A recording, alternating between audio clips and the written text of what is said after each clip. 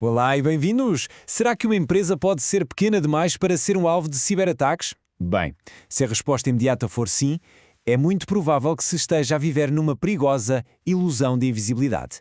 Nesta análise, vamos precisamente desmantelar este mito e, mais importante, partilhar o conhecimento essencial para proteger qualquer negócio. Mas quem é que vai querer saber dos meus dados? Esta é, talvez, a pergunta mais comum que se ouve de gestores de PMEs. E é precisamente este pensamento, esta premissa completamente errada, que abre a porta a verdadeiros desastres digitais. E é isso que vamos desmontar por completo. A resposta era, na verdade, bastante simples. Os atacantes já não procuram nomes de empresas, procuram portas abertas. Os verdadeiros atacantes, hoje em dia, são bots, programas automáticos que varrem a internet 24 horas por dia, 7 dias por semana, à procura de uma única coisa. Qualquer falha, em qualquer sistema, seja ele de quem for. Ok, vamos aprofundar isto. É fundamental percebermos a nova realidade. O cibercrime industrializou-se. Aquela imagem do hacker solitário numa cave escura, isso pertence aos filmes. Hoje, o que enfrentamos é algo numa escala completamente diferente. Então, como é que isto funciona na prática? É um processo quase industrial. Temos sindicatos do crime organizado que desenvolvem e operam estes sistemas automáticos.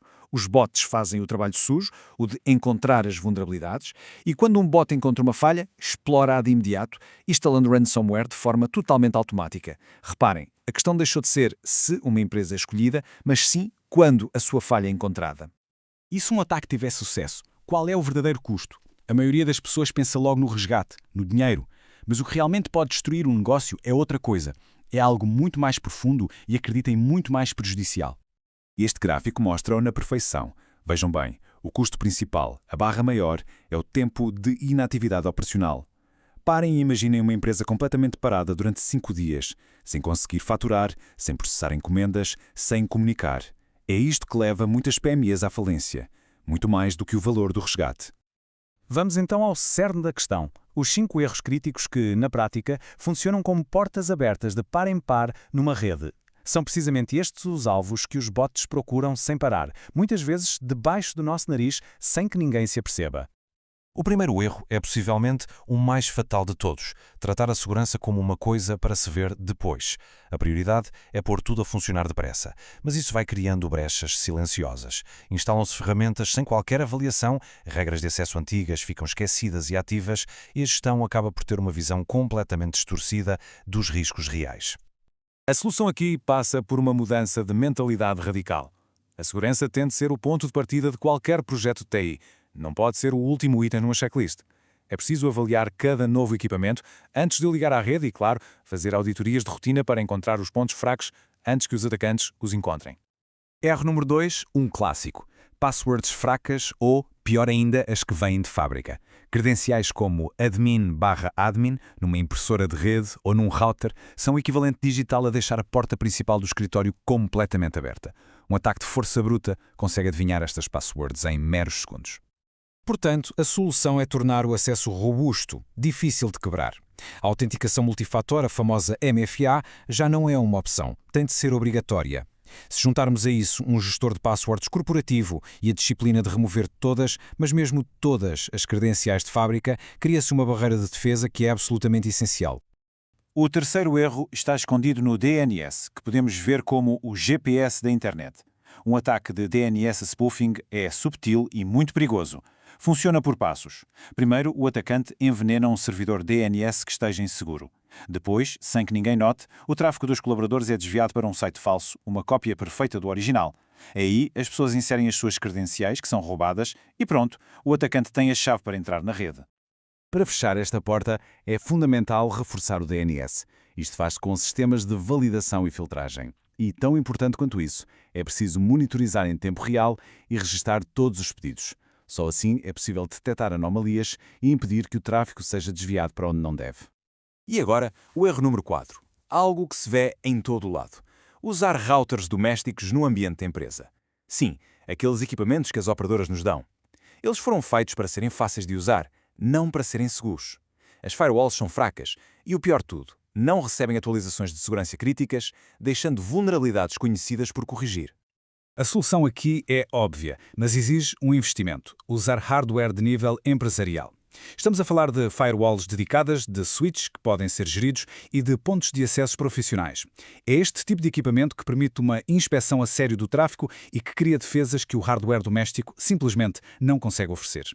E chegamos ao quinto erro, a chamada rede plana. Pensem nisto como ter todos os equipamentos, servidores, portáteis, até os telemóveis dos convidados, todos a falar uns com os outros na mesma sala digital. O perigo: se um único dispositivo for infectado, o ransomware pode alastrar-se como fogo por toda a empresa em minutos, porque não há barreiras internas. É o chamado movimento lateral. A resposta a isto é a segmentação. É como construir muros dentro do escritório digital. Criam-se redes virtuais, ou VLANs, para separar os departamentos. Isola-se sistemas críticos, como os servidores, do resto da rede. E, claro, cria-se uma rede Wi-Fi para convidados, que é completamente separada de tudo o que é importante. Se houver uma infecção, ela fica contida. Muito bem. Corrigir estes 5 erros técnicos é um passo de gigante, mas a tecnologia por si só é apenas metade da batalha. A rede mais segura do mundo pode ser deitada por terra por um único clique descuidado. Por isso, agora, temos de olhar para as camadas humana e estratégica. O phishing já não são aqueles e-mails mal escritos e cheios de erros. Hoje, o perigo chama-se spear phishing.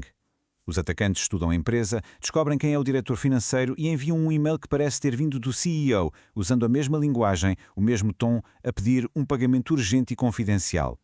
Eles manipulam as pessoas, transformando-as na verdadeira porta de entrada.